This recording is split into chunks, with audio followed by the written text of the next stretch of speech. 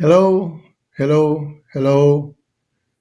Good afternoon, good morning, good evening, depending on wherever you may be hearing this program.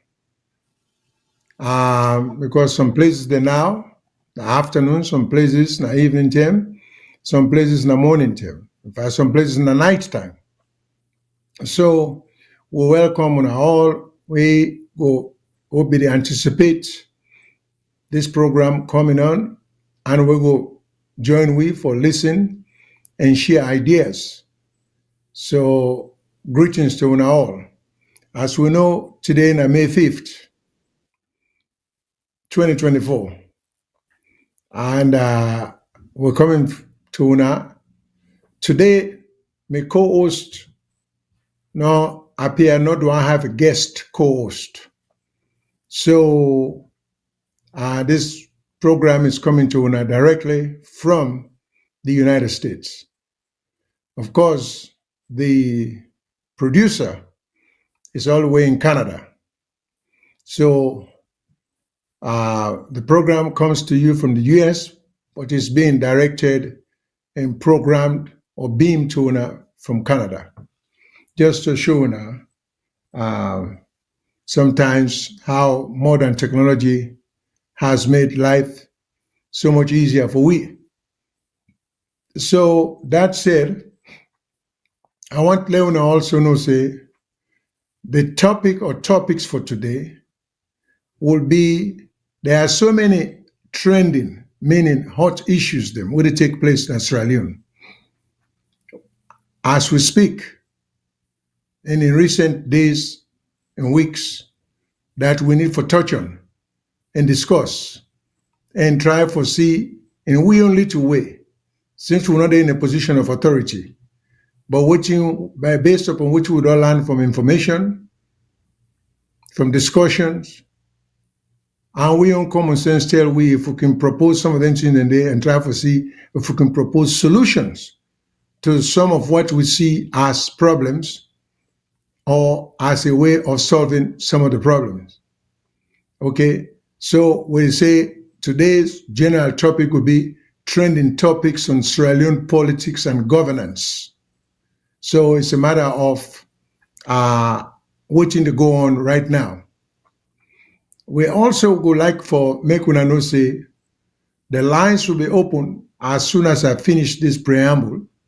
So you don't get for wait till we invite you for call in. If you get any calls, if you get any suggestions, if you get any suggestion, if you get any comments for make, please feel free to call. We'll give priority to the calls them for make sure say people are able to express themselves on the program.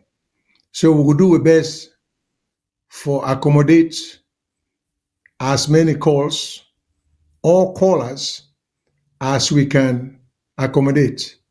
So we hope for say we will get some beautiful exchanges for see at the end of it all how we can benefit each other by way of information. Generally, we'll get some basic information we can like for pass around. One is the numbers them, the contact numbers them for be able to reach we, because this is VOS network. This is VOS television network. So, and this is a live show. This is a show where as you you can able for call in and add you on or agreement, disagreement, contribution, whatever you want for column. I need not try for tell people them because I think people who would listen to a show by now understand with basic rules of engagement. And the basic rule of engagement is just mutual respect. Don't call previous callers names. Disagree with them respectfully. Be tactical how you condemn the previous caller or even subsequent callers. Just make them know say you disagree, but we are more interested not only in terms of your disagreement, but waiting your proposal. So these are some of the things we want to deal with. Now, Among the number, we have various numbers that we always like to let people and see with the beamer, our screen. If you watch on television screen, if you watch on computer screen, if you watch on iPad, if you watch on telephone screen, these numbers will appear if you watch this show. But if, in case you know the radio you're listening from, we also like for beamer and repeat them so you can write them down if you get the opportunity to do that, or if you drive, you're not stationary. So some of the numbers then, let's start off with calling from North America. And when they say North America, because you also have South America, we include many other countries, particularly mostly the Spanish-speaking countries. But for North America, we're basically talking about three countries: the United States, Canada, and Mexico. So if you're calling from North America and you're listening to this program, you get what we call a toll-free number, meaning a telephone line where you can call. Regardless of how long you did it, you're not going to be charged anything. So it's free. Because if you're not called a toll-free, you just call a long-distance number, you may be charged for it. So you don't want that. We don't want anybody incur any expense or expenditure where you don't need to. So that said, that number would be 866-944-7722. 866-944-7722. If you are calling from North America, you call, this is a toll-free number. You don't have anything to worry about. Okay? If you are calling from the United Kingdom, which is England in particular, and of course, United Kingdom entails Wales, Ireland, Scotland. So, but particularly if you're calling from England, you may have plus 44 20 80 89 1455. Plus 44 20 80 89 1455. Now, free call now and then. You don't get for call any long distance will cost you money.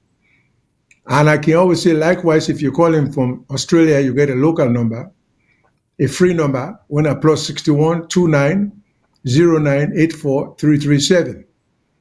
From Australia, it's plus 61 29 09 84 337. That number they are available to you if you're in Australia and you listen to this program or you listen to this network. I think on any of them program, you call that number, you'll be able to receive you live. And just bear in mind, say sometimes when you call, there may be other caller online. Be prepared to wait. And sometimes you may be lucky. There may not be other caller online. You may be first in line, depending on when you call. So just please be patient. They will get to you. And then sometimes some callers can tend to be long-winded, meaning talking too long. So in that respect, we also have time limitation or time limit, meaning we accord or allow everybody 3 minutes for say what you want, how you want. So after that, we can try to give you, after 15 seconds, we can try to give you an indication, say you timed it up. Then if you don't comply, then eventually the computer will cut you off. So besides that, we get, going back to the numbers them on the screen, we get what you call the WhatsApp number. And everybody know how WhatsApp they operate. WhatsApp now from any country around the world. That, so if you use WhatsApp, you can call from Sierra Leone, you can call from any country except any country with a ban WhatsApp. If you do not ban WhatsApp, then of course WhatsApp not going to be available to you. But if they not ban them, you can call from whatever country you're there. That number there will be 1-343-997-5828. 1-343-997-5828. That's the WhatsApp number. You can also listen to a show or a program from 91.9 FM. This is a radio station in Freetown. 91.9 FM. You'll be able to reach us on that FM radio station. And you also can download the VOS Television mobile app. If you download them, you will be able to reach me from almost everywhere. Okay, so in addition to that, we're being carried on Facebook, we're being carried on YouTube, we're being carried on Instagram. So all of that, there are viewers in all them a medium there we would mention with in the Caribbean. So, and that said, let me just go back. I hope we don't give you all the numbers you want to reach me. I also want to add to the fact that the program is open to callers or call-ins as soon as you feel like calling in, as soon as the program begins in terms of dealing with the topics. So if you say anything that the topic you have a contribution to, objection to, opposition to, feel free to call in, and then we will try to address it as best as possible. You also don't need to get for calling. You can send in written comments. Some of these comments we may read during the program. Some we may not, depending on the availability of time and space. Okay? Now, let me go on with some of the lighter events then. Now, we all take pride, a lot of us, particularly those of us from Sierra Leone, we are not so fond of horse racing because we're not familiar with them. Even me would have been in the United States for quite a while. I've never shown interest in horse racing, even for watching as a sport or in any way, shape, or form. I only became interested in horse racing yesterday when I think for a lot of us are aware of it, but some of us are not aware of it, that among the top horses, then we'll compete at the Kentucky Derby yesterday, in Kentucky, was a horse called Sierra Leone. Same spelling, same two words, Sierra and Leone, which is a very unusual name for a horse. So it makes a lot of we wonder, how did they come about that name there? How did they end up giving that horse that name there? And that horse there, it is reported that the owners then buy him for $2.3 million. And he's been winning races around the country. Almost won the Kentucky Derby yesterday, just by a split of a nose, just barely. One more move forward could have made it the winner. That's how close. But then anybody who watched the race, Sierra Leone, even though it came second, did not win the race and lost it by a nose, and not a full nose. If you watch the video, you can still say Sierra Leone was not being rated, Sierra Leone, the horse, was not being rated for no reason. Because if you see from where it came, the odds it had to overcome to become almost the winner. The jockey, which means the controller of the horse, had to show tremendous skills in coming closer to the inner part of the track for make sure, say, it will catch up with the horse that was in the lead. And if you see how Sierra Leone end up coming, almost winning the race, it's so admirable that we all will not even know much about horse racing, take pride in the fact that a horse called Sierra Leone almost won it. And they say this horse has been winning races around the United States. And maybe, in fact, if it were to run again against even the winner of this, because now like where you do them 440, 880, the track where you find yourself can put you at an advantage and put you at a disadvantage. So the winning horse had one of the best lanes to start. So he had the advantage from the get-go, whereas Sierra Leone was in the extreme right. And you can't keep cutting before other people and where you run or where the horses in the run until you don't cover a certain distance. So Sierra Leone had to come from all the way behind for maneuvering way for come close to the rail for be able to compete. You can anybody who watch it, you can see the distance we get for cover. I almost won the race. Just a split second more, it will have been the winner. So we all take pride of the fact that anything with a name after our country and do so well, we say kudos to them.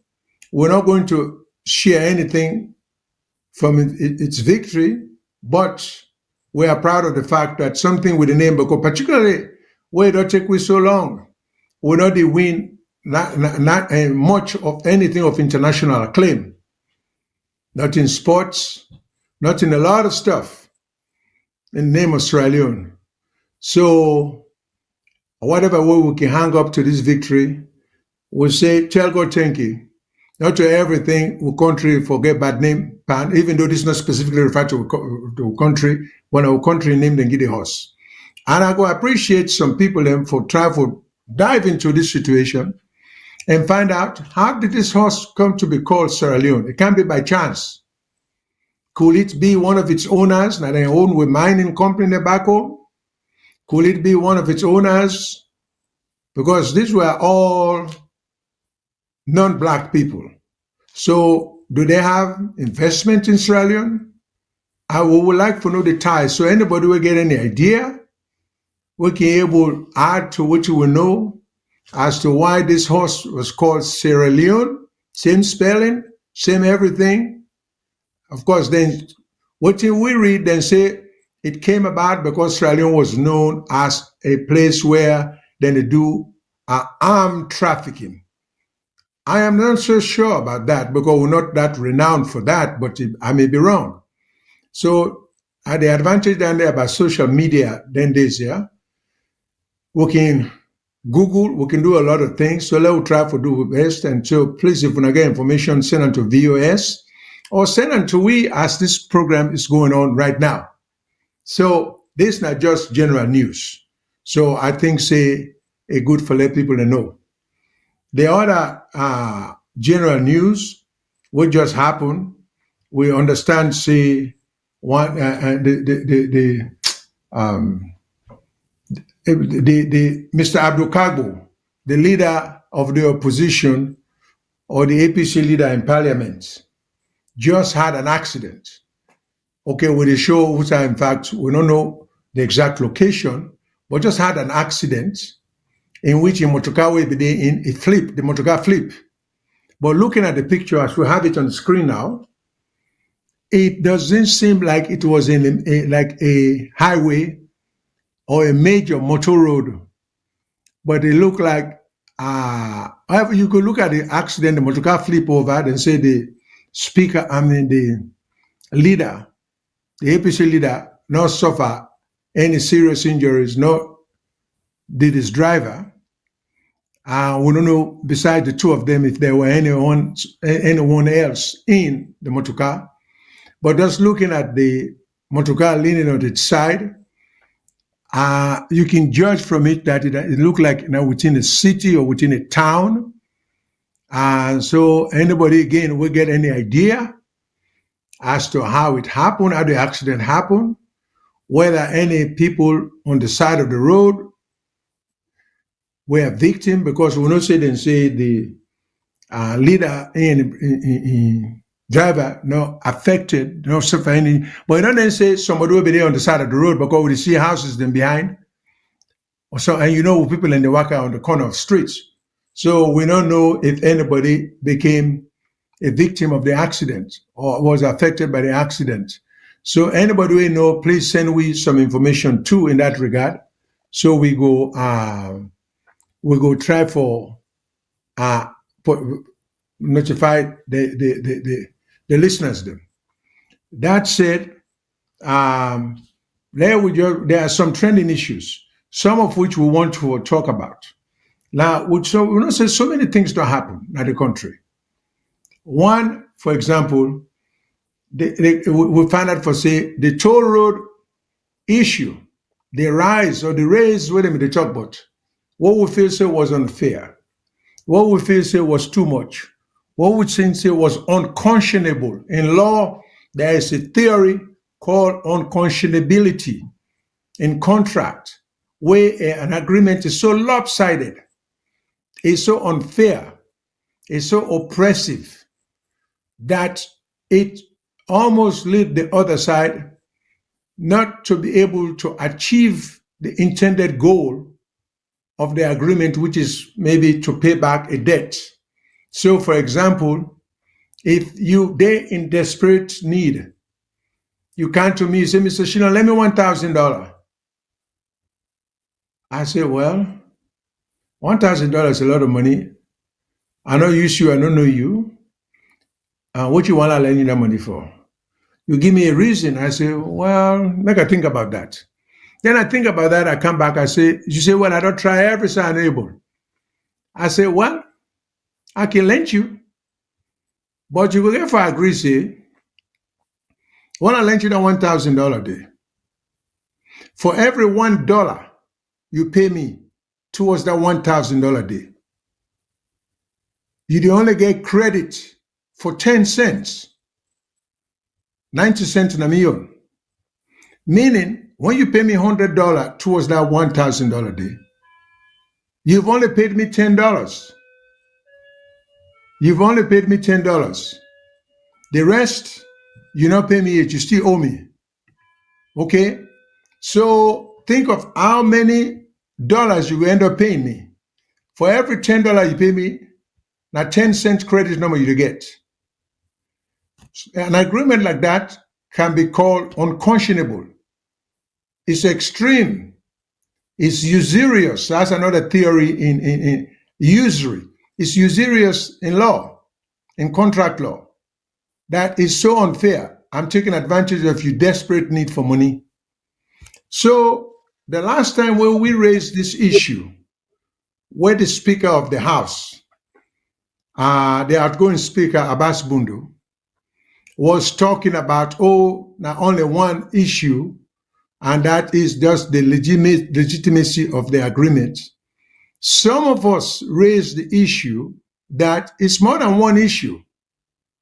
We went for, I think, first of all, because I don't advocate lawlessness. And I advocate when government does sign an agreement, then for go back on their words. But I do think, say, when a government comes to power, then get the obligation for review prior agreements them that had been entered into by prior governments. So if a government kind of power, then CISA would not sign an agreement, which I will borrow $1,000. But will government then say, but every 90 cents will pay? I mean, and that money now for the man will lend to the money, now 10 cents credit to the get. So when we pay $1, we only get 10 cent credit. The government will kind of power get the obligation for say, this is not right. Who didn't do this agreement? The government get a duty for go back and look. First of all, who are the people that will sit on that agreement, they will sign on behalf of the government? Who were the legal advisors? And what to make them feel say that was a fair agreement because it looked too lopsided. Every time we pay $100, now 10 cent credit number would they get? I mean $10. $100, now the book, then show we say we don't pay $10, 90 cents go to the person who lent you the money. You see? So the same applies here. When we get this toll gate, we all look at the toll gate. There are so many things missing. And this is the thing people in need for, and these are the things we just bring to the attention of people then. This not get nothing to do with APC, SLPP, get everything to do with, on the other hand, it get everything to do with APC and SLPP. Because of the careless, uncaring, and callous way of subjecting the country into debts that are so unnecessary, into conditions that are so unneeded. It promotes this suspicion that, well, these are well-educated guys. Never in our history have we had so many PhDs, so many masters, so many well-educated people, they claim. So how can they sit and get into that kind of agreement here time after time after time? We try for link this toll gate thing. We say almost word for word, except that two issues them to deal with the airport. The airport situation, the agreement to the airport, the current airport agreement, is carbon copy of the toll gate agreement. Same thing, except one airport, one a toll gate. The condition the same.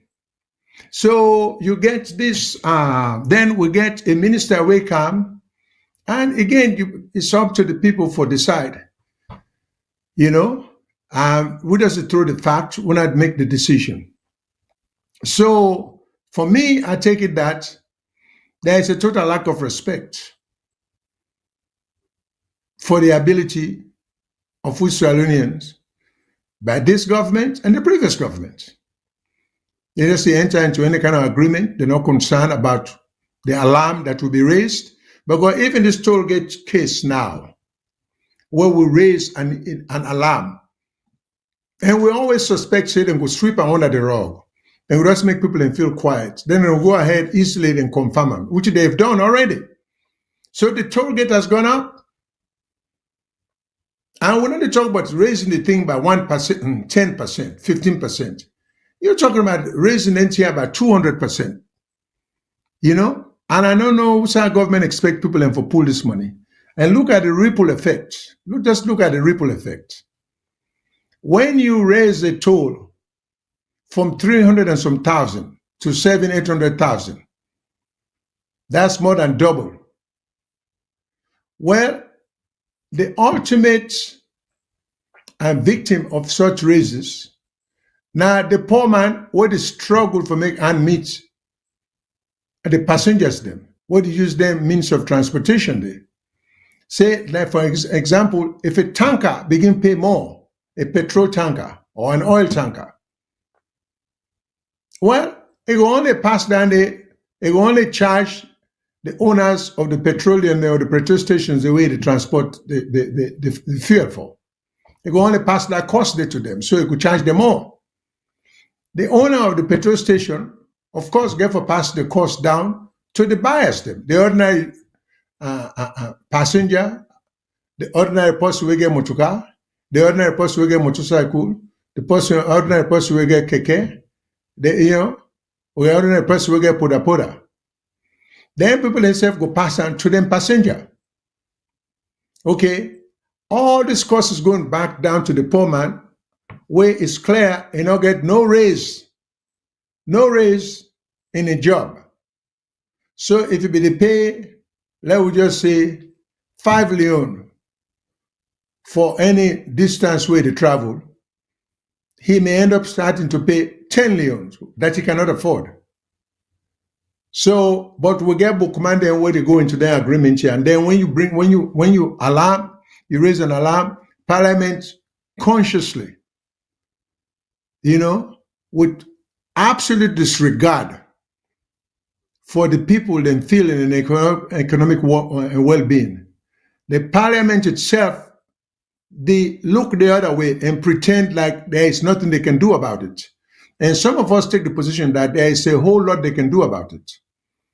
So this is an agreement that was once criticized, this toll gate, by the current government in power when they were in the opposition, when this agreement was signed by the previous Kuruma government, that the toll was unnecessary to start with, that there was no need for a toll on the road.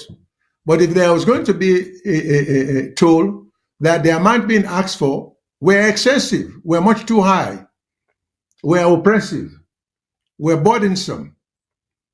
But this is not the current government now when they were in the opposition. They see everything wrong with that toll price they then. When they got a power, they kept quiet about it. They did not revisit that situation and say, okay, this is what will be the talk about. But not only that, they now went and tried to raise the thing where people are opposed, then begin summon this head of this.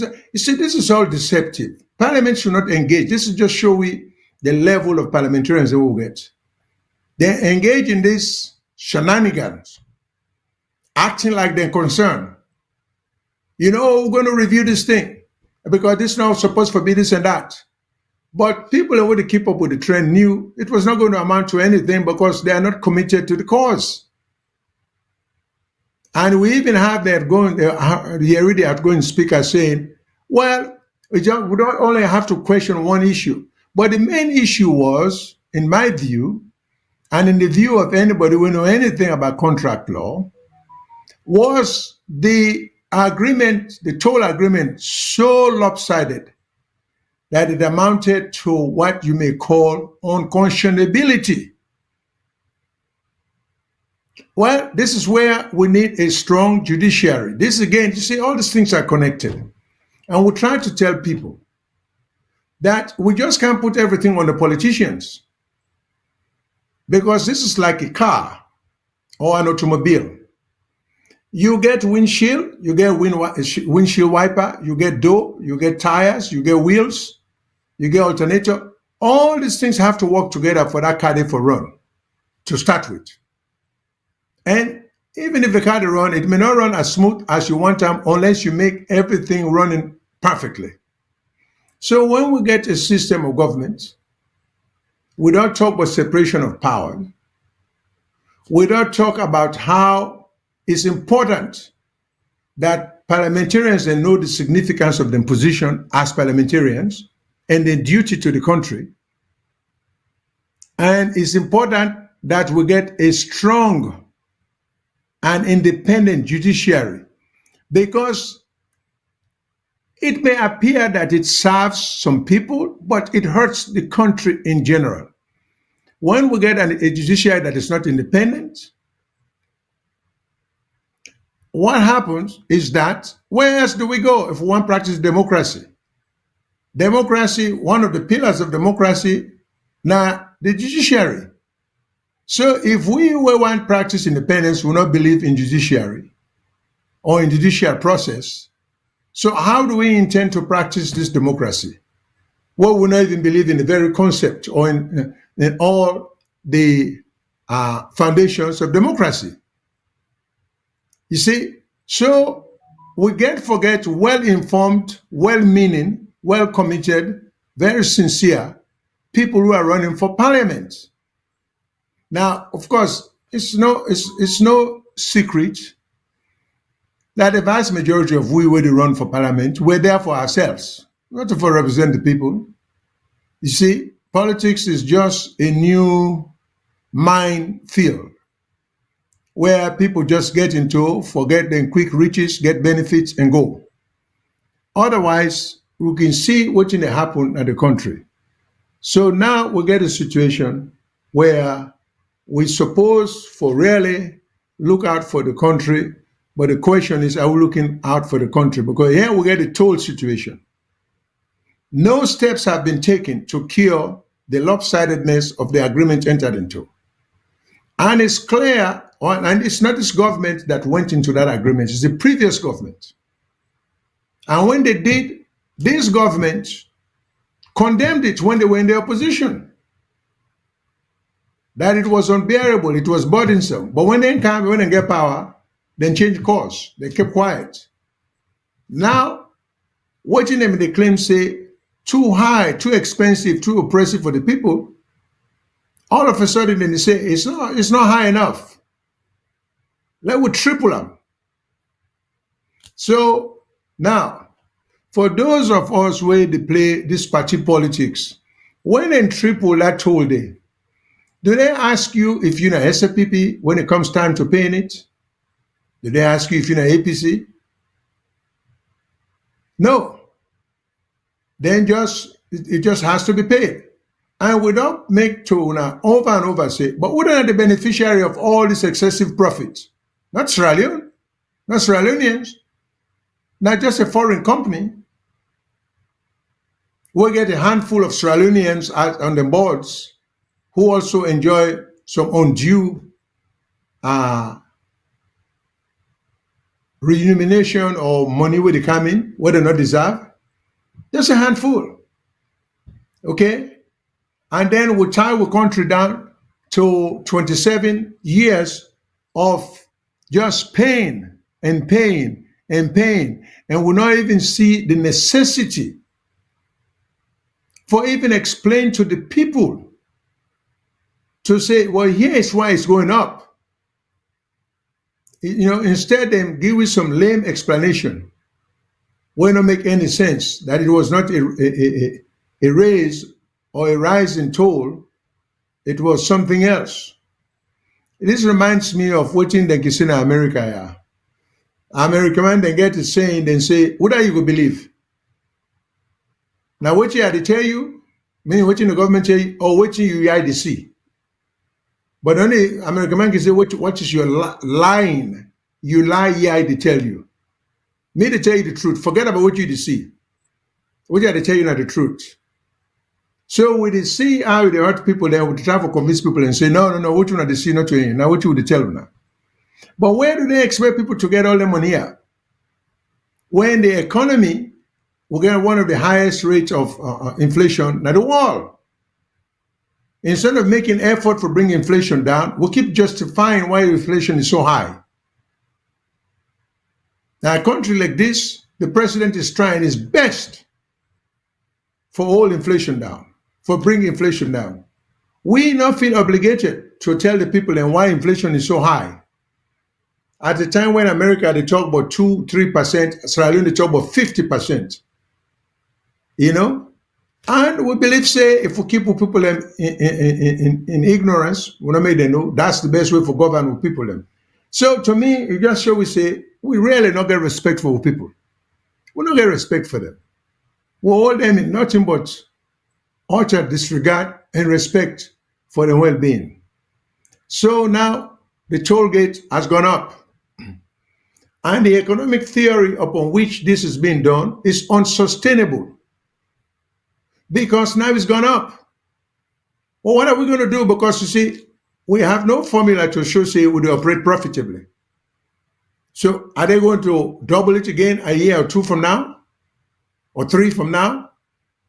For waiting to be 300,000, 380,000, we'll go to almost 1 million, for go 2 million? I mean, is that how we will solve problem instead of really getting well-qualified, well-educated people for really bring inflation down? So the toll gate is gone into effect. The airports dues and tax that were raised unconstitutionally, that even the outgoing President Abbas Buru raised an alarm about before when he bring it up, he said only Parliament had the authority for imposed tax.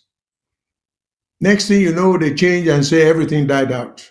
Is that the way we want to rule the country? Is that we want? But it appears as if that's what a handful of people are doing. So now we get the toll thing, it's been put into law. The race has gone on. Knowing full well that it is not sustainable. We know that. Because we can't. But we just take a chance, just keep on going. So we don't confirm the toll increase. We don't confirm that. Say, no matter what. So the other thing that we wanted to talk about, now, the emergency power of the president. And again, let us analyze this very carefully. Let people understand that the president, there are many things about the presidency and the power of the president that we need to talk about, because we not take seriously the danger about having the president having so much power. But particularly, let us talk in terms of the president and empower for declare a state of emergency. Now, we know, say, if during war,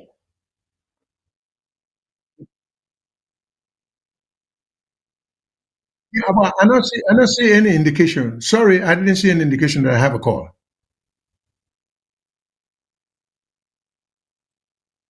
It must be blocked because I don't see anything. I'm sorry. I'm seeing nothing. Okay. Okay, please keep me posted if there are calls. Hello, caller. What's your name? What's the call from? Not necessarily name. Just tell me where you're calling from. That's what I call from Leicester. All Yes, right, sir. Mr. Thank you. Nafode Mustafa. Thank you very much. Yes, sir. Yes, sir. Mr. Fode, Thank you very much. thanks for Yes. calling. You're welcome. Yeah.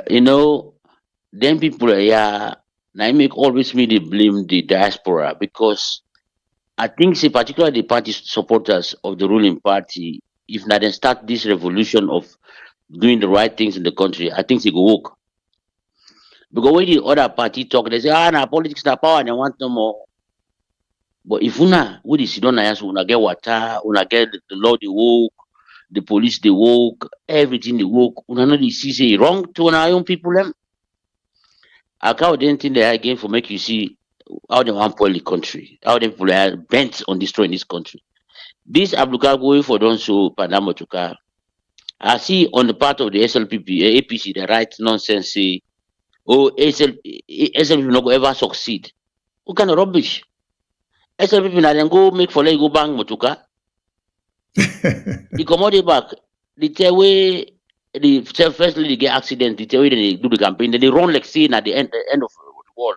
They go get accident, they say na people and go do 'em. People and go one go kill the first lady. These people I don't know how they take within politics.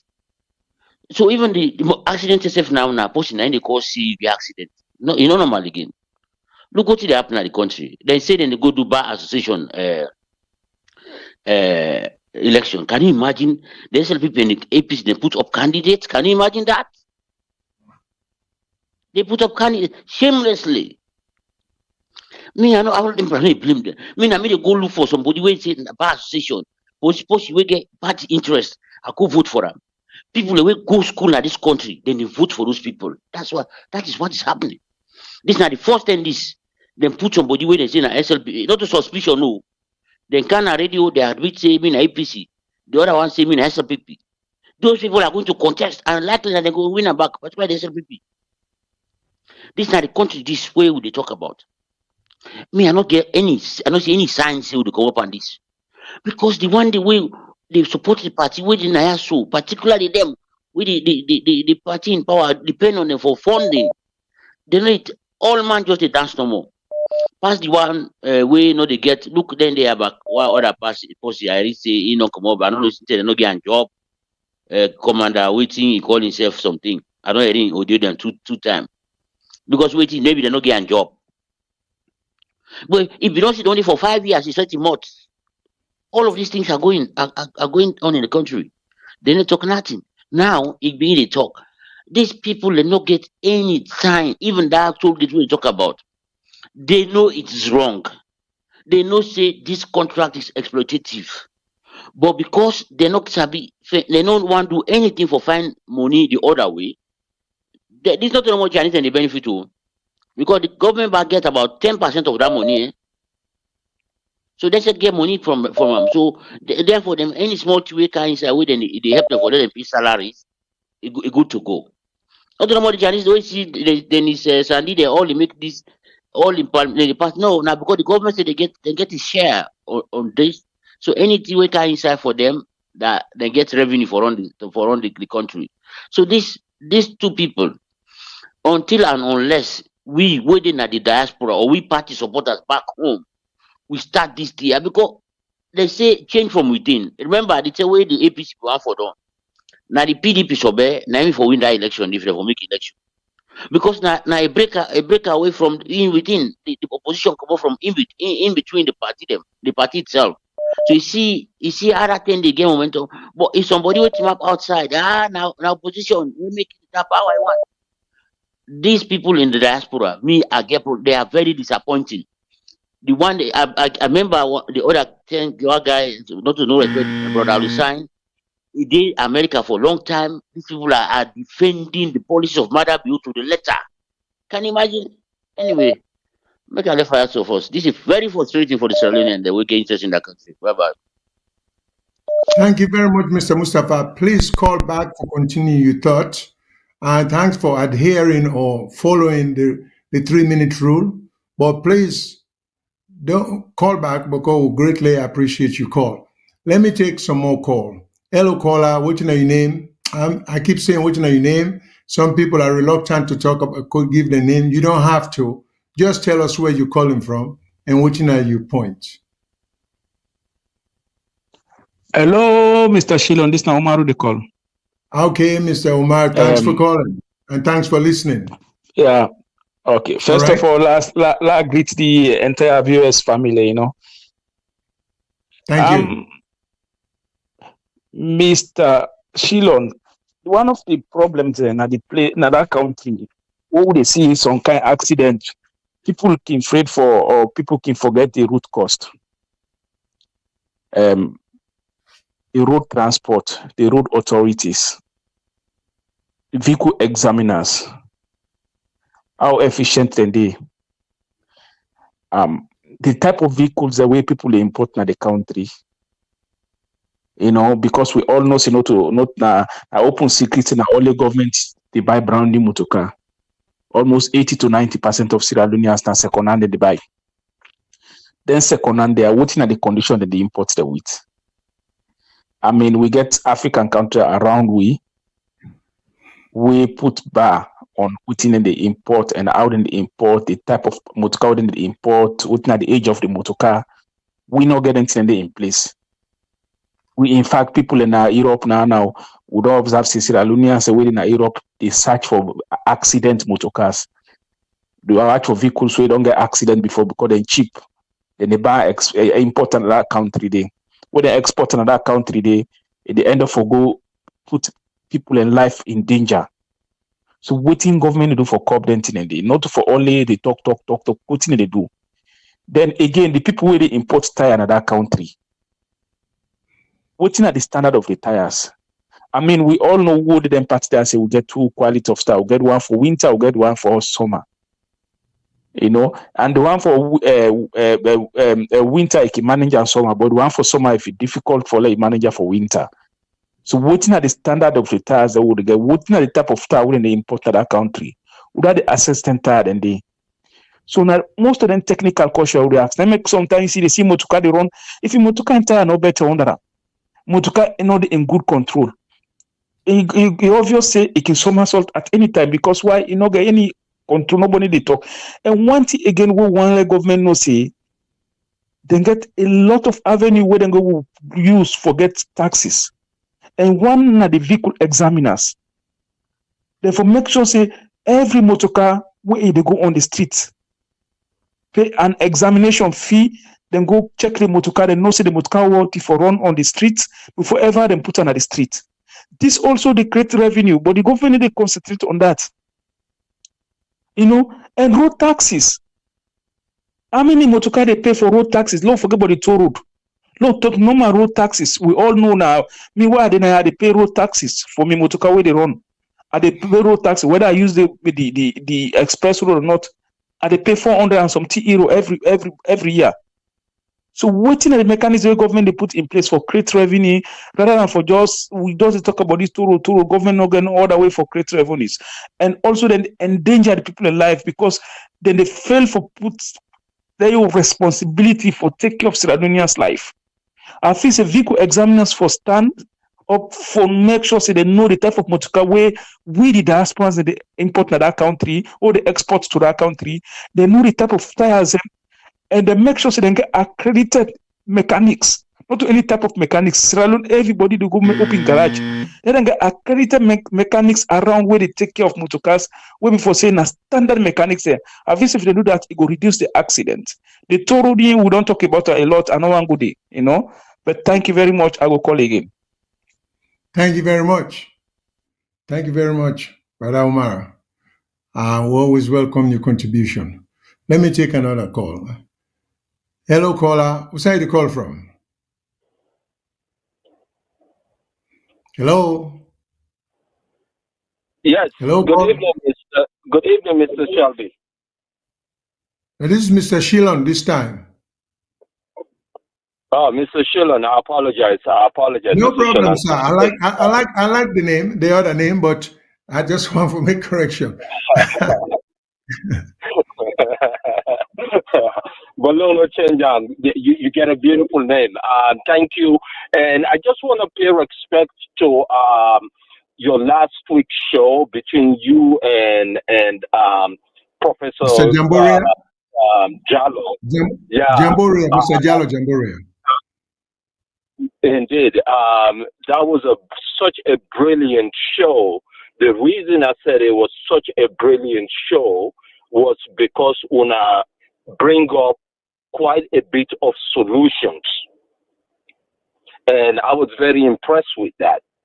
The reason I'm impressed with that, it goes back with what you talk about right now with this toll. If you look at the toll issue, the electrification issue, all the other issue that we would face now we land is because we not build our own. If you not build a toll, if you not build the infrastructure, the road, you let a foreign entity can build them for you. What do you expect? That foreign entity build them in the interest for them to make money? That ain't what happened. You never see any other country allow foreign interest to come build their infrastructure. That is a serious national security risk. But that all goes, again, with showing the uni-party system that we have, which is this so-called SNPP and APC is really one party, really. There is no vision. There is no vision on planning on how we should raise revenue in the country and what is the appropriate way to raise revenue in the country to be able to build our infrastructure, to be able to sustain that infrastructure. Because if you look at with this toll again, with the electric, with the gas, prices will don't go up, not alone with the electrification problem. All this is IMF and World Bank draconian cuts that they feed to our government. Our government must take this in order for them to get loans. So it's a circle, it's a system that you never get out of. And I am glad last week when I put solutions on the table. And again, I will go with this, and I was very encouraged when I talk about this diaspora fund, a revenue from a diaspora, will be able to solve a lot of these problems. The World Bank and IMF and also called donor countries will never, ever let us develop, because it benefits them for us to be in the states that we're in. If you look at our debt ratio to our economy, it's up to 95%. You look at our currency, it's worthless. How should our country be worthless when we have gold in our country? Where if you get that gold and use that as a backup for your currency, it helps your economy. It helps your people. It helps your purchasing power. But of course, there is no long-term, broad thinking. For the last 67 years, would depend on foreign entity, would depend on like small money then, where you need to benefit with, where you need to take with anywhere, where we need to develop. Any country where it depends on IMF and World Bank will never succeed. Look around the world. There are tons of examples of it. For the last 60 years, any country that depends on countries to borrow will never, ever succeed. I thank you, my brother. All right, sir. We always welcome your contribution, your calls. So if you think of anything while the show to go on, please give us a call back. Let me just address some issues. Issue number one, the Mr. Fodi Mustafa called from Leicester, England. He say the leader of the opposition, and this is where sometimes I say this is an insult to the intelligence of the people. An accident took place with the leader of the opposition. either he or someone else, a supporter, immediately jump up and say, oh, SFP will never succeed. The implication of that means by some witchcraft, the accident was caused for disable or for hurt the opposition leader. We are not basing the accident on the reality of the unsafe condition of the road. We're not basing it about the speed in relation to the condition of the road, because if you drive motor car at a speed not considered safe, you will get an accident. And may you know, say when a motor car flip on a road, there's a good chance it was caused by speed or speeding. Then we have no evidence that the driver may have been reckless in his operation of the vehicle. We have no evidence that the driver may have fallen asleep, because sometimes we tend for overwork who driver them. They not get minimum time for drive. They go taking bus, go Freetown, go all the way to Kwendu. Then you want that driver therefore driving back all the way to Freetown, and so then they left Freetown since 3 o'clock in the morning. So then the man not sleep for 2 hours. Then he fell asleep on the steering. We could say a witch. So we need for stop for insult with people like that. So when this man get his accident, witchcraft not get nothing to do with that. To me, it's a sounding bell or an alarm that we need for improve the roads, both in terms of the construction and the signs when they put up on the road for controlled speed limits. So I agree with Mr. Fode Mustafa talking about SLPP will not succeed in relation to this accident is by just taking people in for granted, because how can that be a partisan issue? We bring this information up only for just to say the leader of the opposition we think say is newsworthy was involved in a road accident. But we never expected that you will get talk like, oh, now SLPP they try to kill him. How? Okay? So we need to stop that. Let's be serious about taking people in life seriously and run the government. That's one. So I just want to deal with that. There is also, just in relation to what Mr. Fode Mustafa talk about again, to see the rapid deterioration, decline, downward spiral of with judicial system. Now we have the Bar Association, a profession that is supposed to be a noble profession, a profession that should be upright in terms of not mixing politics to this extent with the law. Now we get political parties putting up candidates and openly telling people that they are running for bar offices in the name of political parties. So somebody needs to convince me, how is that beneficial to the uprightness, to the integrity, to the nobility of the profession? Are we diluting and bringing this legal profession down and down and down? If one wants to run for the presidency of the Bar Association, are we coming to the point where you have to belong to major political parties or else you will not succeed? You know? What is happening to us? The professionals are losing their sense of direction completely. We had attempted, because we try not to endorse anyone running for the Bar Association, because we're trying not to unduly influence the outcome of the election. So, but we found difficulty inviting the ones who already have thrown their hat into the ring, claiming to be SLPP candidate, so to speak, or APC candidate. We not think say that was appropriate. Under no circumstance will we endorse such a candidate for the office of the Bar presidency. Then that left us with Mr. Mara, who, for all intents and purposes, he don't really prove himself to be someone that may be able to raise the stature of the profession. Okay?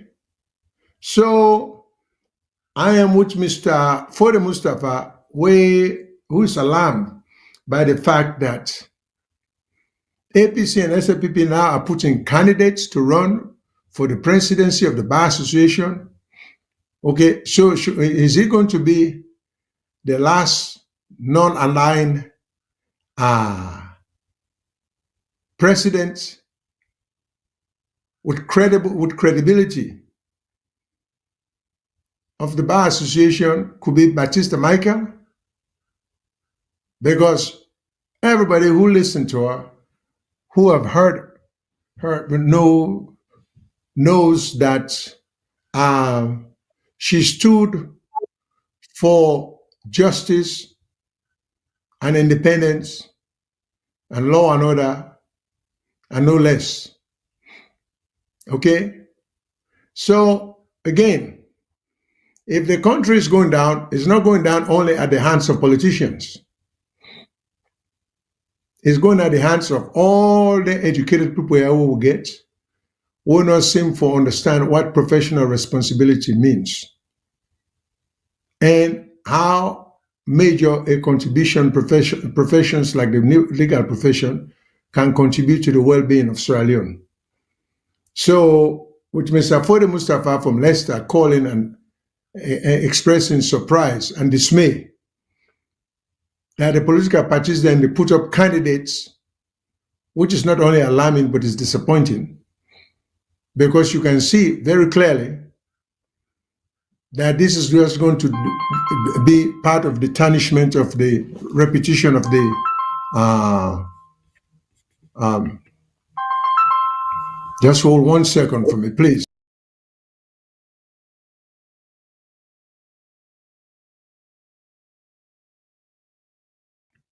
Yeah.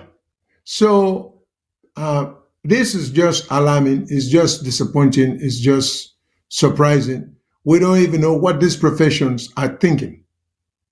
You know, why would the Bar Association even encourage political symbols to run for the presidency, where this is supposed to be a professional organization that should have no connection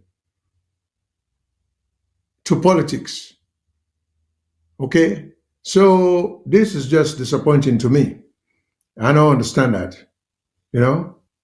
Then, talking about road worthiness and road safety in relation to the opposition leader's accident.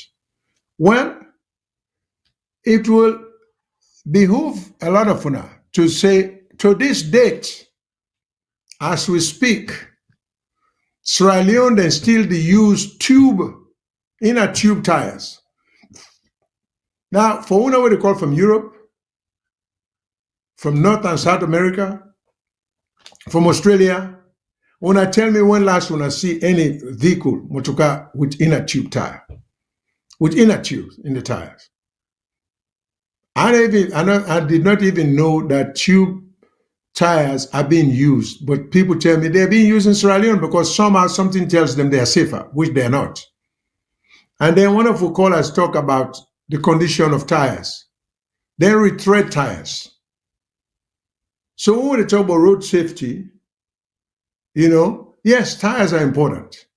But I want us to be very careful because Mr. Umar called and talk about age of cars being exported to Africa or to a country, and some of the cars then they have been have had accidents. Well, again, I'm a great believer in policy. We for implement policies, but now for make sure say we become efficient and deliver efficient service to the people. I recall there was once a time when Nigeria, and this is how, again, the problem is, we have to be careful how we pass laws. Then I go come to this IMF thing with this gentleman talk about. We have to be careful how we pass laws. Nigeria once upon a time just take age of the car as a basis to prevent the importation of certain vehicles in Nigeria. That was a terrible criterion because you see the age of the car, anybody familiar with the operation of automobile and the ownership of it, the age of the car does not determine the roadworthiness of the car, the condition of the car. So Nigeria once upon a time said any car, whether 15 years old or 20 years old, they cannot allow them to be imported into Nigeria. Well, that was not a well thought out policy. The reason being, in a country like Japan, in a country like America, in a country like England, in a country like Germany, in a country like France, in a country like Canada, Australia, all these countries, a 20-year-old car is in much better shape than a 5-year-old car in Sierra Leone, even with 5 times as much mileage because of the road condition. So you cannot make a policy just based on the age of the vehicle. I have a friend right now who has a Mercedes-Benz that is 15 years old. He only has 50,000 miles on the vehicle because he drives it occasionally. Imagine if there is law in Sierra Leone that you cannot import or export such a car to Sierra Leone because the car is 15 years old with 50,000 miles on it. If it's good enough to be driven in America, why is it not good enough to be driven in Sierra Leone? So that is not how you set policy. You know, policy should be set with ample information, with the guidance of experts, you know, in transportation, in road engineering, and as well as the law for come up with a better result.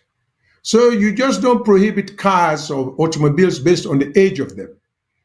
Because most times, and these people in these countries I just named, they get very efficient way of making sure they do road testing all the time before they give you, and then they give you this authorization to drive your vehicle on the road on a yearly basis. And then you go for vehicle inspection. And this vehicle inspection usually are done by computers for determining the roadworthiness of that computer. If you get smooth tires, if you get bad brakes, if you get poor lighting or lights, I mean, then take all of that into account for pass or failure, you know? So, okay, so because of that, we have to be careful. So when we talk about exporting of cars, somebody tell me about cars that would not get accidents. Well, even in this country, not all cars that have been in accident are being condemned off the road. It depends on the quality of repairship on the vehicle. So if, again, my question is, if they're good enough to be driven here, they are good enough to be driven in Africa. You know? But we get for set we own policies, but for set them based on sound judgments, based on information, not to just say, oh, 20-year-old car, we're not for importer. No, because a 20-year-old car could be in 10 times much better shape than a 3-year-old vehicle in Australia. Okay, so me just to sit down and let be careful how we try for, because this is what happens when we try for set policy, we not try for and look at the overall before we say so. At the time for read some of them, we the people are calling for a public inquiry into the toll gate contract. We are against the toll gate contract. Of course, the people are, and the people should, because I think the government is taking the people for granted. They don't, I mean, really, the government, and don't forget, it's not this government. That toll gate agreement was entered into by the Ernest Koroma government, which this government condemned then. And when they came, they do nothing about it, but now they don't even accelerate, they don't erase them. So this just shows you how much people in respect we and care for. We do not care about our feelings. And let me read another comment before I take another call. The truth here is there are some contracts you cannot cancel. Of course. Example, tollgate, whoever said that. And the new airport are on reserve because the contract is already signed. No, sir. Let me tell you, whoever signed this thing, let me just give you a piece of information. I wouldn't say education. Contracts can be broken. There are conditions under which contracts can be broken. When I start talking about this contract, I make it clear for say there are certain concepts in contract law, one of which is what you call unconscionability. Then I make mention of what unconscionability entails.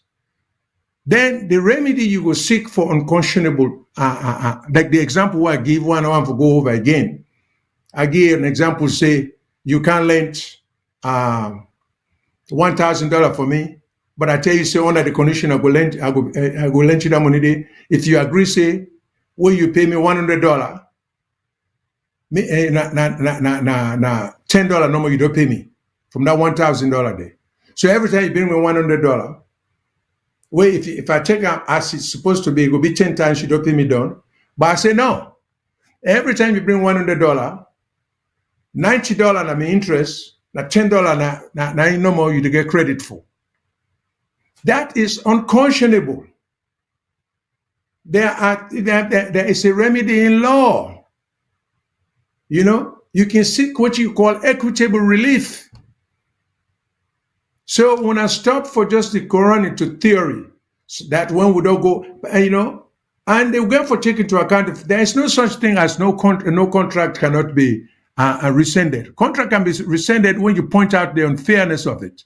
So please, let's know. I mean, if we talk about exchanging, we're not try for put to party hat now, and this toll gate, the APC and SFPP, they're both guilty of it.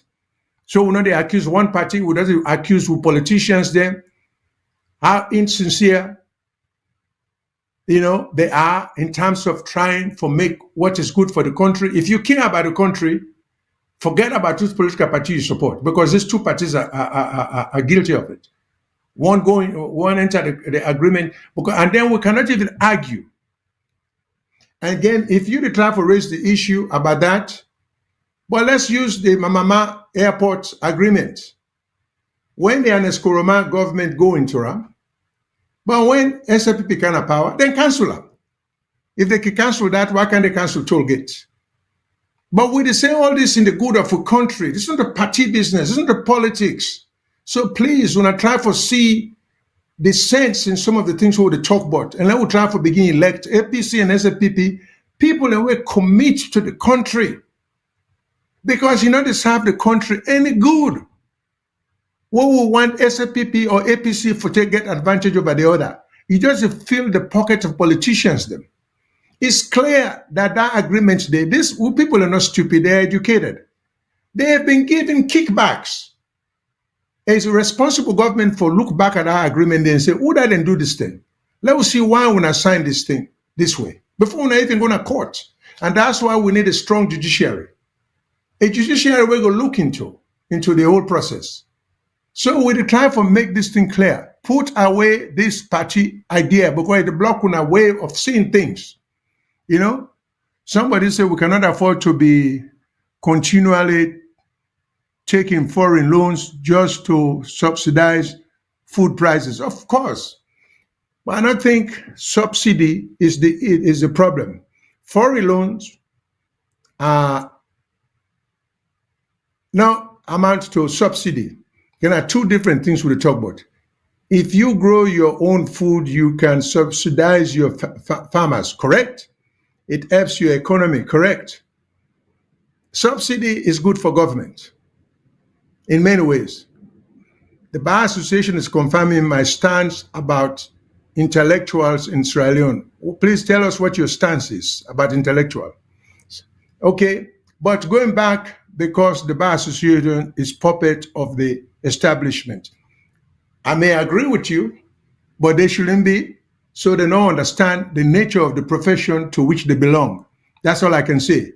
If you are a lawyer, and you think your primary responsibility for represent the political party in your professional capacity, in a professional position, then you just don't understand the nature, and you're helping to destroy the system. So just don't point fingers at the establishment in terms of the executive. You are contributing to downward spiral of the situation in the country. Let's make that clear. Now, somebody talk about junk cars. Again, not all cars that are shipped are junk. Cars get into accident in this country, they repair them and they drive them on the roads in this country, in the United States. And these people have very efficient, effective, enforced rules. So let's just be careful how we want to make regulation. Sierra Leone is still a jungle after all. I can appreciate the frustration. These are comments I'm just reading. But let me just stop right here. Let me take a call, so I'm not going to dominate the conversation.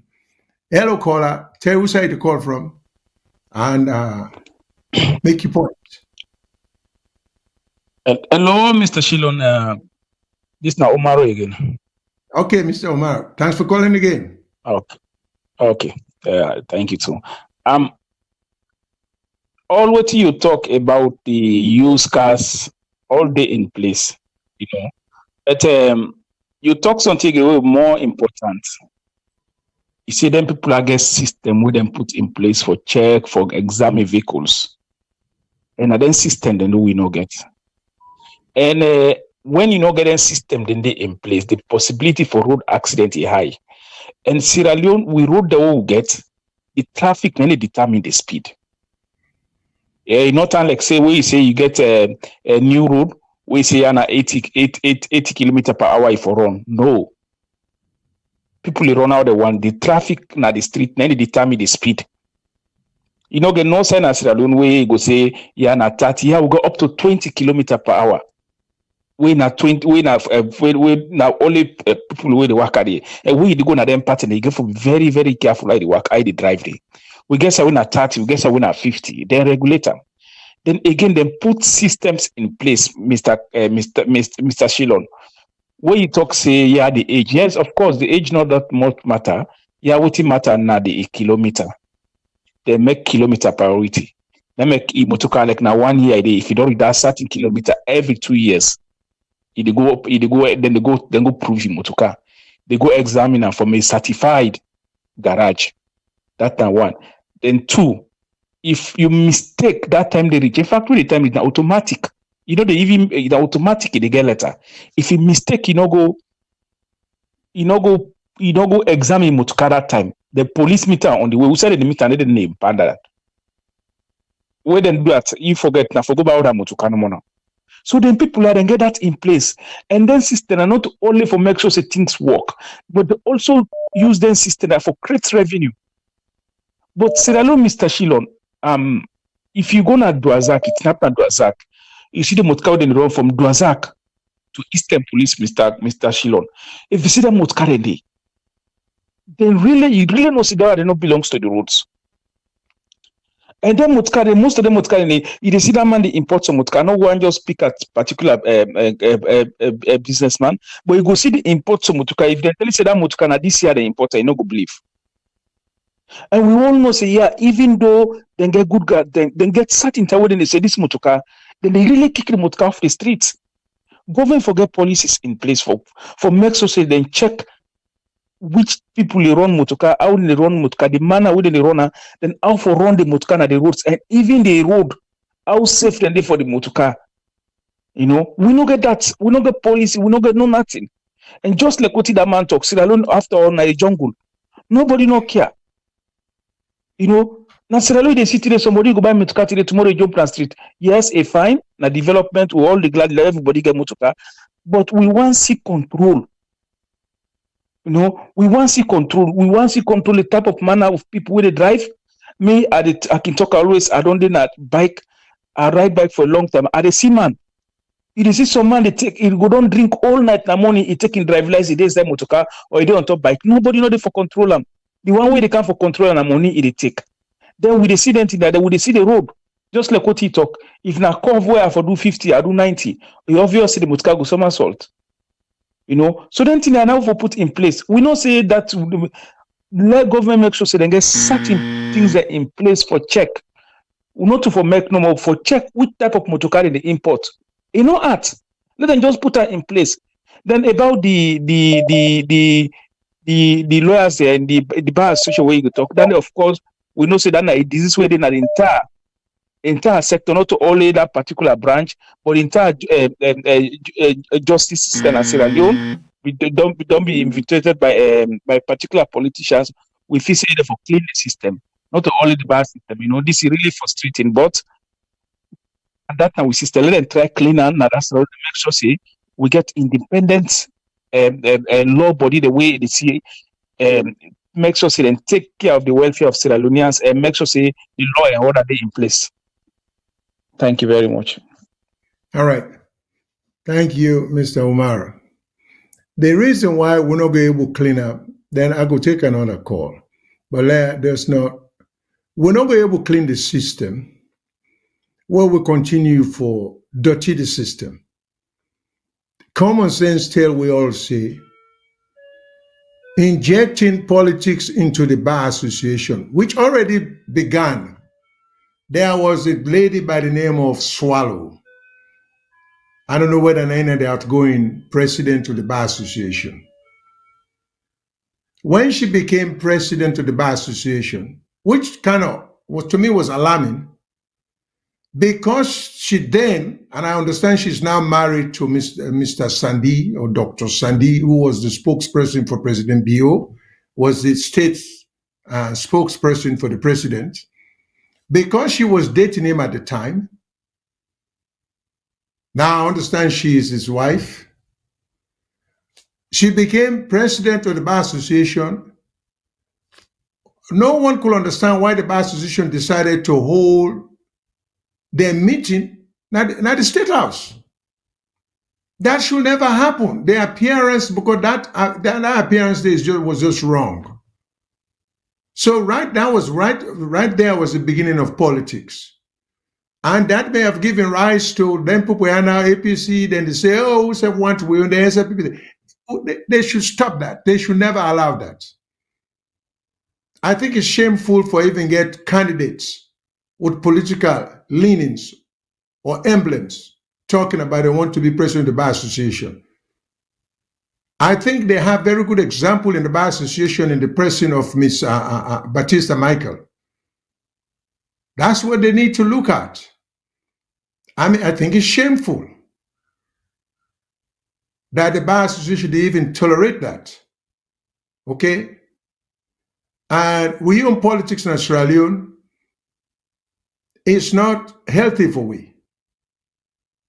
So somebody puts now one of a comment and say then Theo Augustine Sembe Mara should be the one to be elected if they want to take the matter seriously. Well, we don't say we're not going to endorse anybody. We will try to remain neutral. But any of the candidates who will feel interested and think we're wrong in making the analysis they make, they are welcome. Or they get an open invitation for kind of a show and tell we why then things say they're going to be so objective with a party symbol or going in as a candidate for a particular political party. Please, you're welcome to come on our show or any of the VOS shows. Because we get several shows on VOS. It doesn't necessarily have to be this one. And let me read one comment, then we'll take a call. If Sierra Leone is going to see a change, this should start from the elections of the Bar Association. We are calling on the legal people to elect Sori Sembe Mara. Our change will start from here. Okay, I just want to let people know, say that's the opinion I was just reading of one of we listeners, we audience. So we're not taking a position. But let me take a call, then I will go back to some of the analysis we would make. Hello, caller. Where do you call from? Yes, sir. This is Mr. Jalo Jamboria. Mr. Jamboria, it's such a pleasure to hear your voice. Sorry, I cannot come online today. Now, we wish you the best. I was going to call you after this show to wish you well. If you see me, you see somebody who has taken some push.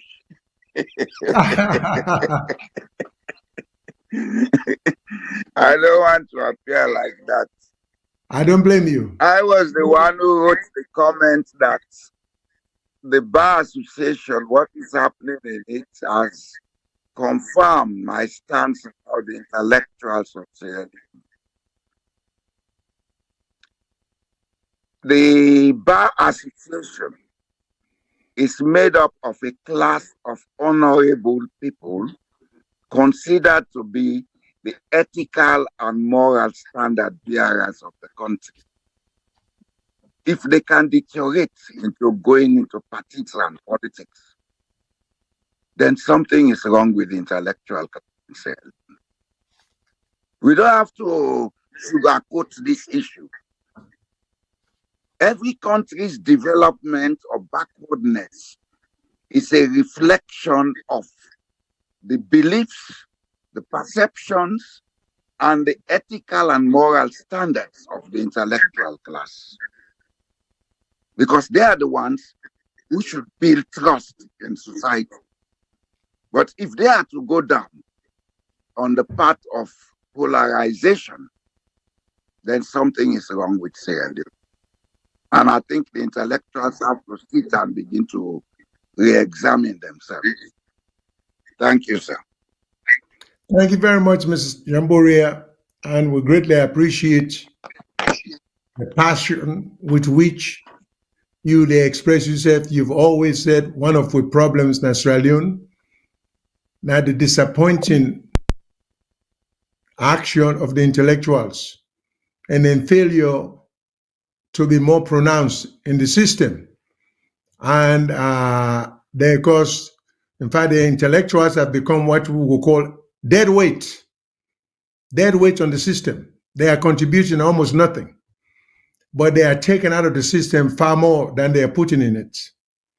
And the intellectual class tend to silence the few intellectuals who have the courage of conviction to speak out, to try to right in wrongs, and to do what their education requires of them. You also talk about the class of honorable people of the legal profession. I beg to differ. Once upon a time, it used to be so. Once upon a time, there was a reason why the profession was called the noble profession, for a variety of reasons that I may not even try to get into. But once upon a time, it lived up to the name of being a noble profession.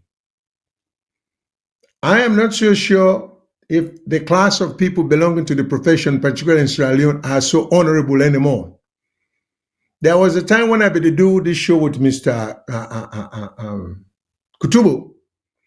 He once even referred to lawyers who forged the names on legal papers of deceased judges and have been left to continue practicing. And have never been questioned.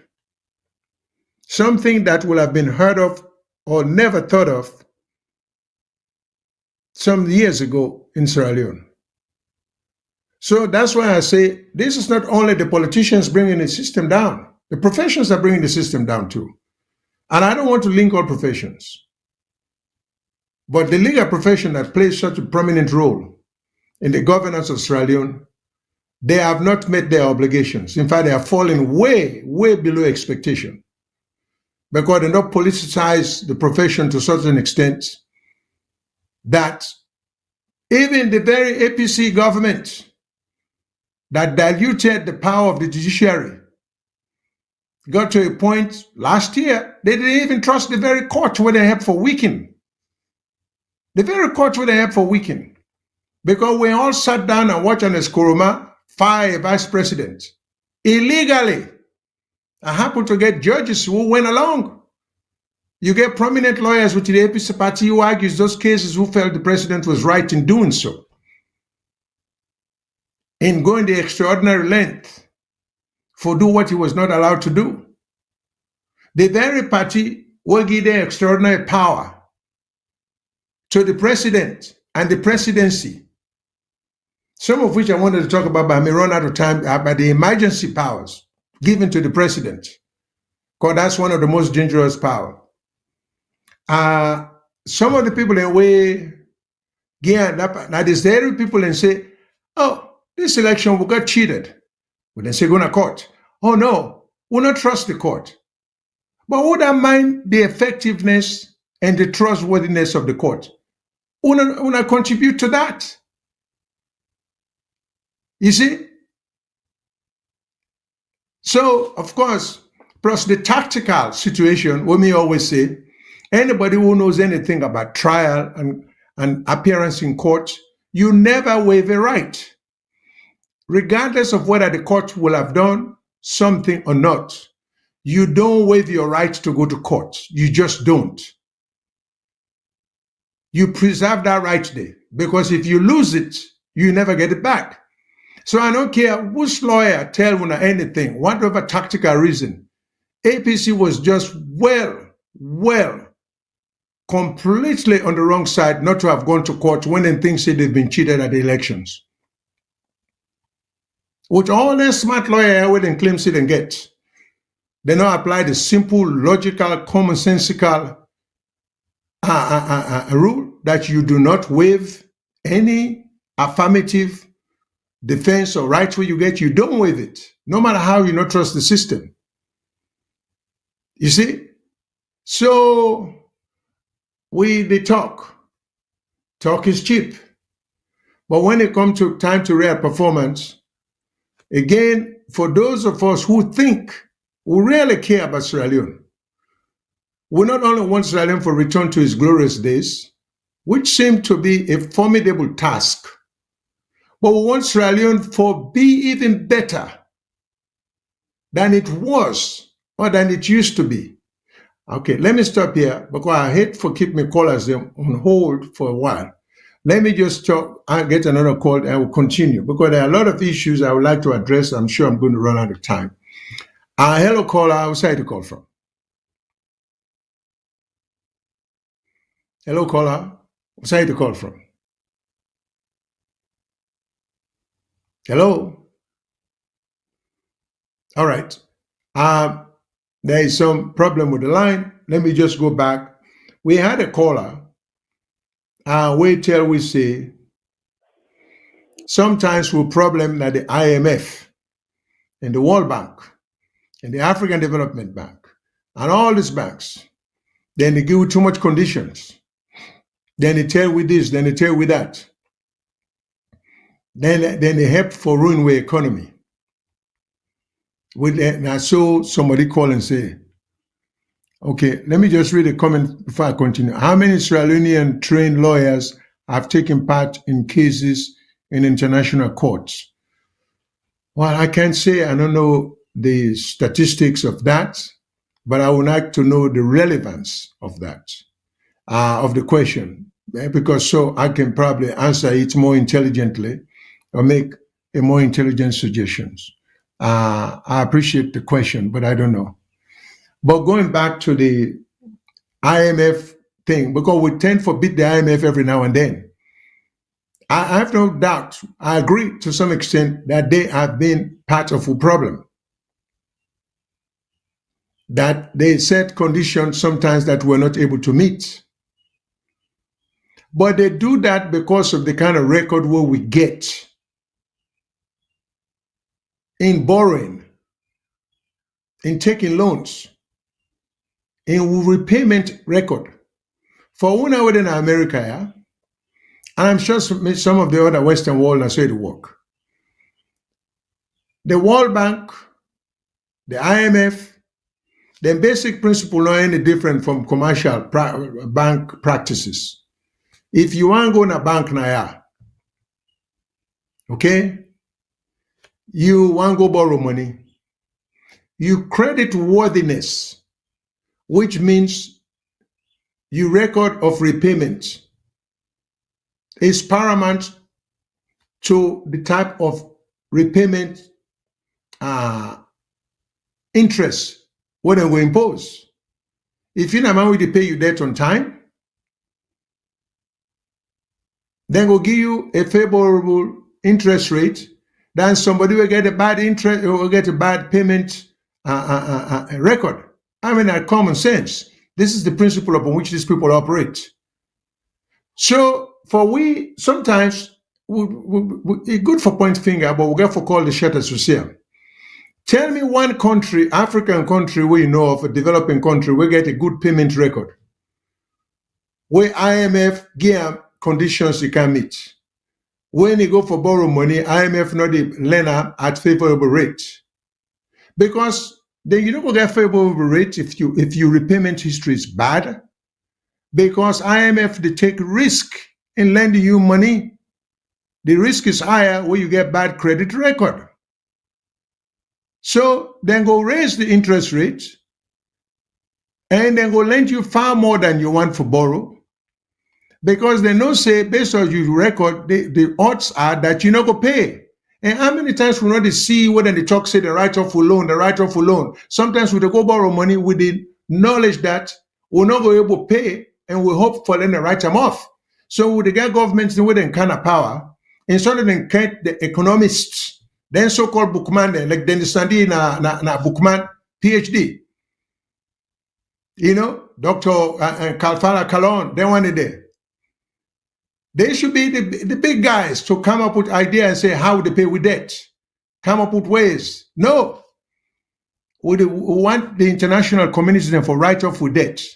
And then when they write them off, we expect to go back for borrow, let them lend we in favorable terms. No, it's not going to happen.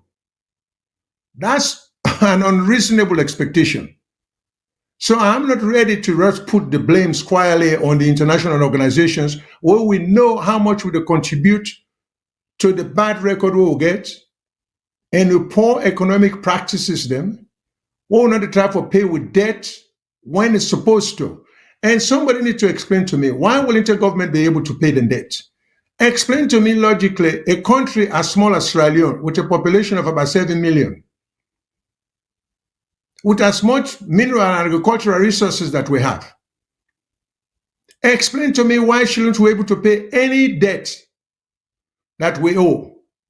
If it is not deliberate, this is not a matter of bad economic policy. This is deliberate, intentional failure to do the due diligence and pay due debt. It's just that plain and simple. I'm not convinced with people are that stupid. They borrow these monies, they divert them to their own personal use, right in front of the very face with the see out and they build houses and live expensive lifestyle. Then before we very face and they tell we say, now inflation, now this, now that. We need to stop that. We need to stop with politicians and for the tell with their nonsense than they. These guys are no more educated than you are. In fact, they don't even know what they're talking about. Look at Dr. Senge now. This is a PhD man. How do you expect to have respect for the guy with his PhD? He went to an Ivy League school. It don't compromise only intellectual credibility. He's going around explaining why we've not been able to pay electric bill. Okay? I don't know how many of you are not convinced persuasively for telling why we're not able to pay them. We're not able to pay the bill. And what are the odds? When you owe 48 million, you go pay 14 million. Aren't you adding, if then put it back, then begin to give lights, not to more and more and more with the owe? We need to face the reality. And with APC and SAPP brothers, them, who cannot see the incompetence, the cruelty, the short-sightedness, the wickedness of them with brothers and sisters and with the wrong government, is beyond me. These guys don't care. When picking in the dana, PCMH, a cottage hospital, we'll get a minister who once worked for the NIH, the world-renowned medical organization. What is it still doing as a minister? Has he ever heard of the word resignation on principle? So, in fact, I don't want to even get passionate. So we'll have to start casting blame. I have made up my mind that we have to start showing some countries in Africa who are actually making progress. They not treat them any different from we. Now they record, then they go by and they're making progress. So we have to begin show progress in other African countries that we understand for say, no, the international community not so they against we like we want people and for believe. Okay? We shouldn't be going to China and they give you $10 million. What's that? What's $10 million to a nation? We should be ashamed. When you give a country $10 million, it's like, well, you can't to me, I give you 10 millions. For some people, it means something. But $10 million for a nation? Well, president shouldn't even touch that. It's an insult. What do you want to do with it? Wherever one of our politicians can get 50 times that amount of money personally, what they don't earn unduly. So let's be serious, okay? Now, let me take a call. Hello, caller. Where side you call from? Yes, Mr. Shillon. Thank you very much. Mina Ahmed at the call from UK. Thank you, Ahmed. Thanks for calling. Yes, actually, thank you. You don't educate people a lot about this IMF stuff. And you're right, actually, I have to agree with you. It's splitting. It's not only Sierra Leone that you operate with time. All of them developing countries, even the ones we get, look at the donors who are America they give to Israel to create additions. But we Sierra Leone, we take money, later we find for the right of we get. Exactly. How they go borrow? Let us we go take money in a bank. We go borrow for development. Then the bank, you use that money, now people they get up, not to the bank owner, because now people they put on it. So why not for pay and back? Because when you borrow, make sure say when you get a plan for do something, if not a project, develop that project. Let's say we go take money now for come finish Kunguna. Like where Kwame Nkrumah do that Ghana, the Akosombo Dam. We go take money in a whole bank. That when they say later they will pay, but they lose to Ghana, they enjoy that the dam too, and they get light by them, you know. So that's not a bad thing. You can forget a project for that debt and the people pay back. No country they will not get debt. We know the trust. If that's the good way one for develop. If only one for develop. We get what it takes. We get minerals to get this, but even though we can still borrow and prepare for payback, provided we use that money, you know, the way we use them. But this are the money the way they put at the camp, they go sign fake deals them, and then money come all on their own. When they show the car now, so they go give them money for the say, don't pocket that. When this government can then collect this toll gate, this government, the past government just don't develop them, they don't even use that for a year before they lost election. Maybe a year or so. Then can they come and they can enjoy most of part of this toll gate now. Why they can't regulate the car powership, they go renegotiate again? Why? Why they not renegotiate the toll gate? You know, this people here, they just fully common for so far the common people. I heard before that woman talk about, you know, and the road and the toll gate and the tax system, you know, the cars they want to go. Brother, so we don't go pay road tax for. Because which benefits will you get? Which benefits will they derive? If they get accident to the car, which much will they give you? Will they pay you back compared to the western side? Look the road tax when they collect the money every day. If they reflect to the driver, which benefits will they make the road safe? Even the speed that road safe will increase and they make them. You know, now institutions they will not get. Now corrupt system now get. Then guys they have few no more they can still fight their look the also know them bill. Look the money they accumulate. They almost get to take the right around the beach. Then get business set at them. We do for these few years or more. Now that's only then we think about. You know they think about developing the people. Now these are the problem. These are the difference between the West politics and we people them. You go and then pass them kind and they don't get nothing. People they come they don't turn billionaire. They just go rob the people no more. We get the resources. No the Chinese said now we don't spread all over the country. They do sand mining. You go now one people now really credible. Chinese said they just try they get it they high dump pads chocolate. They put sand outside the can they import. How they count the force? Which the people know if you understand. This government is wrong. They put Chinese like they say this government that Chinese government. They can do the worst. You know, I know they understand. So we don't get people, we get people. Not a wicked. If we not start, we continue for them to like that. We know they go before. It's so another they work. Don't say for rob the people there. Hey, make what's the problem? Anyway, thank you very much for that dedication, Mr. Tino. Thank you. You're quite welcome, sir. Because sometimes we got to call the shot. We're not like a referee.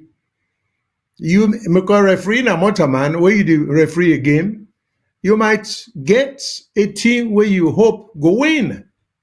But the responsibility will then put on you now for be fair and balanced. So as much as you may want team A for win, you expect team A for play up to the standard for victory. Otherwise, if the other team look like they do a better team, even if not to them you support, you know go try for rogue them because you they affect the standard of the game itself. So for we within the media, like I always say, we help ourselves a great deal if we not take sides with the political party them. Everybody, you get you sympathy for a particular party. One time come for vote, you go vote for one party or the other. We don't say that. But that don't say you know for when you see black, you for call and white. When you see green, you for call and red. This is what some of we do. We see wrong. Wrong come in one color. Right come in red color. Goodness or kindness come in one color. You know they see anybody where do good, you care about. You know go meet somebody give you 10 Leone. You say, yeah. You say a bad man this. What you give me 10 Leone for? No. You come and stand tell you, he's a kind person. He give you because he feel like it. So if you want to convince yourself, say that man the way you tell you not bad to do, it's ridiculous. So we with the supporting political party here, it's okay. Me not tell anybody say not be a APC sympathizer. I don't tell anybody say don't be an SPP sympathizer. But what is blinding us to see the wrongs where some of them will Brazil don't do? And I still have difficulty distinguishing or making a distinction between APC and SPP. I have no problem making a distinction between APC, SPP, and the other smaller parties then. Because they stood for something. But then two parties had always, and people don't want to accept it. But a lot of people belong to the parties then for a variety of reasons. Because some people in figure say if they belong to one, whether under kind of power, that they use the phrase that would turn. Then they look at the national interest, and they look at it purely opportunistically. So I understand their frame of mind. But these people are not nationalists. I wouldn't call them nationalists. They don't care about Sierra Leone. Now themselves nobody don't care about. Because if you care about Sierra Leone, you could begin to see the policy, the similarity between the two parties then. You know? And that's all we are saying. You know? So when blackout come, now, anybody can explain to me that Mindeman, SLPP, APC want to get an equal taste of blackout? The blackout, no, they come, he said, come. Which party you belong to? Okay, I know the give you lights. Is that how it works? So why can't we just see? Common sense tell we, when we do wrong, you know, why can't we just accept it as it is and try to improve the system? Now, people, you know, I mean, sometimes it's a little frustrating why we, like there's a gentleman, Mr. Fode Mustafa, keep complaining about the diaspora. We have in fact become the worst enemy to the development of the country in the sense that for all we know, for all the privileges and protections we would enjoy at the Western nations here, we refuse to extend a bit of that to our own people. In fact, we take more and more and more away from them, driving them into more and more poverty. Why are we doing this? I mean, it's so hard to explain. Why would they do that to people then? And the very people then, when they do that, the politicians then they impoverish people across the board. Mindeman, Timneman, Locoman, SLPP, APC, they will care less. These guys care about their own life. Okay? Now, we're almost running out of time. There was something I wanted to touch, because the thing about the president in the emergency power to the president, that's a topic all by itself. So when we have to, I got to touch this tripartite stuff, then keep talking about tripartite. Listen, if APC not act responsibly, then act selfishly, then go into this tripartite, knowing full well that it is not going to help. First of all, I have raised the issue. This tripartite agreement should never, the composition of the committee should have people like Charles Magai. They should have Femi Claudius Cole. These are renowned, capable, well-balanced thinking politicians in the country. They should have people like those. If they don't have people like those on the committee, they are not serious. Any agreement reached under the current membership or composition of that agreement today, when I go tell me back, we will get for regretter. Because this is not an agreement being dealt with in good faith. Because we left capable, eminent, prominent politicians, them, we're going to make significant contribution to not only to the political discourse, but to the well-being of the country in the long run. We're leaving them out deliberately, trying to put mediocre or yes men and women on the committee for reach certain intended results. It is not going to be in the interest of the country. That tripartite thing, I think, say, if people know what is good, particularly the opposition, if they want to be responsible, they should really step back and take a good look at it. Okay? Some people were telling me or saying something to the effect that a letter written by President Bio directly to Mr. Dr. Samura Kamara procedurally was even wrong, which I tend to agree. Dr. Samura Kamara is not head of the party. Why is the president inviting him personally to participate or for discuss the tripartite issue? If you want the APC to participate, you write to the head of the party. We'll go for follow protocol. This pattern of shortcutting the system has been counterproductive, and we don't keep seeing it. Follow procedures.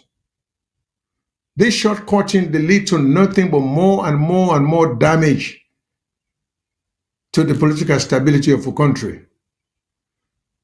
And we get a bunch of selfish politicians, they win at their own self-interest and they look at. Let us start looking at Sierra Leone beyond Samura Kamara Madabio. Let's start looking at Sierra Leone as a country in whole for unborn generations. Then we will begin to see a light.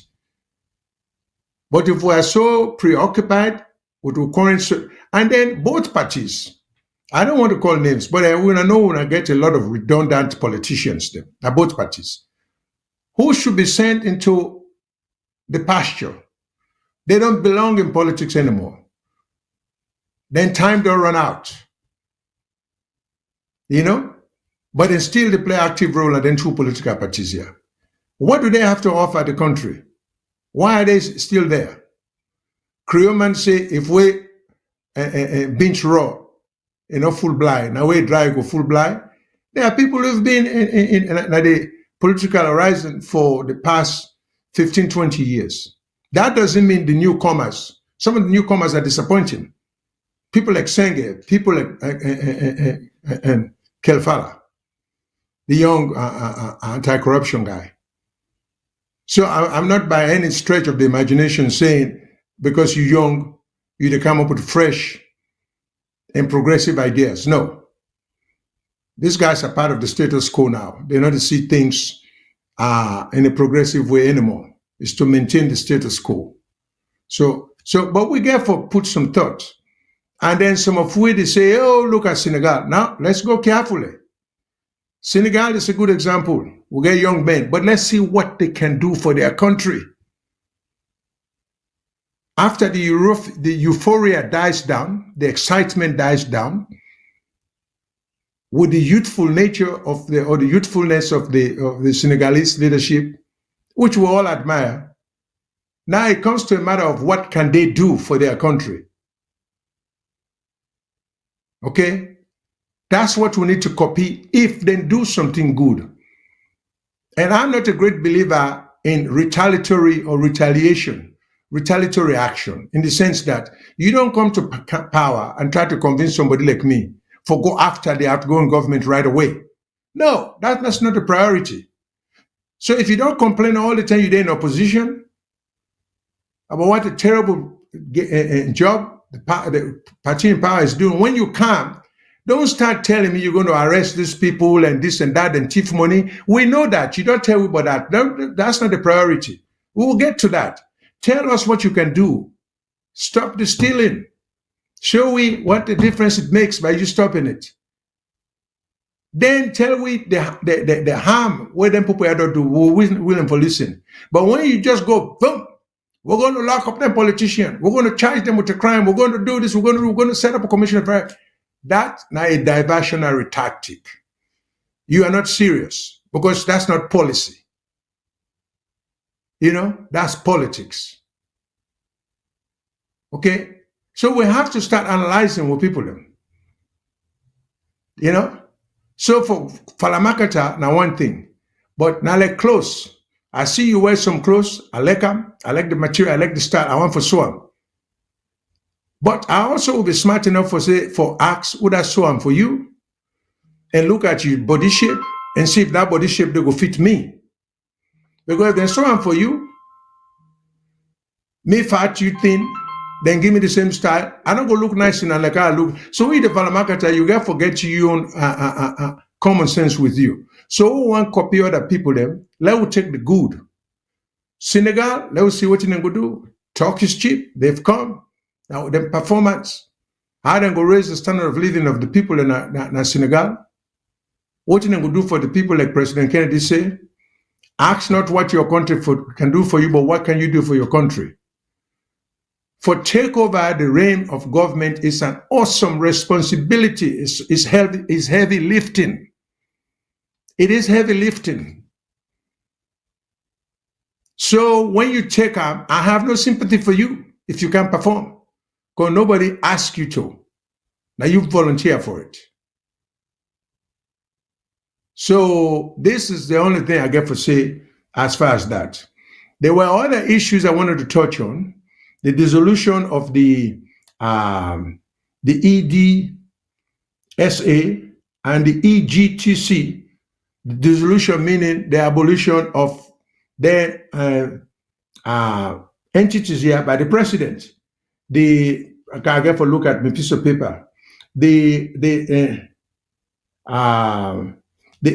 EGTC stand for Electricity Generation and Transmission Company. Then you get the EDSA, when are the Electricity Distribution and Supply Authority. Well, one thing, if there is an award to be given, to be won internationally for giving names to entities, Sierra Leone will come number one. We know our forgive name, and that's it. Performance, you get for grade them, F, failure. But we have all the fanciful names them in the world. EDSA, Electricity Generation and Transmission Company. What does it mean? What's electricity we see then they generate and transmit? Nothing. Then distribution, you call the EGTC. The other one, Electricity Distribution and Supply Authority. Attractive name. We're saying they distribute and supply. Nothing. It's about time we left then big sounding thing there. What used to be the problem with just electricity corporation? It worked. If you want to make changes, which I'm not against, let it be for progress, not for political convenience. We are hurting ourselves. So, and now the president get the power by virtue of the power vested in him. He can just dissolve them. We may not know, but too much power vested in we presidency. In we presidency. Now the office I am attacking, not the man who holds the office. Now we bookman then draw all them in there, then bookman then who claims we get. So with that, I will close. I have the time not there for address the emergency power of the president and the presidency, but that's something we have to look at closely because we just not understand the seriousness of the extraordinary power with put in the president in hand or in the office of the presidency. And these are some of the things. So when we talk about tripartite agreement, tripartite agreement is nothing compared to some of the rubbish within our constitution or we need to deal with. Otherwise, we will never see the light of day, that country day, no matter who comes to power. With that said, thank you very much, people, for listening. It's time for we to end with show. And I hope when I will listen next week. And I always, as usual, encourage people who may disagree with me to please feel openly welcome to the show. Even if not to this particular show, VOS has a liberal policy where they may ask to be invited so you can clear the air. If you think, say, would unfairly misrepresent positions. So we not get a monopoly on information or common sense, but they try to do the best we can. With that said, I want to say good night to everybody. I want to thank you to all the ones who will be listening to it.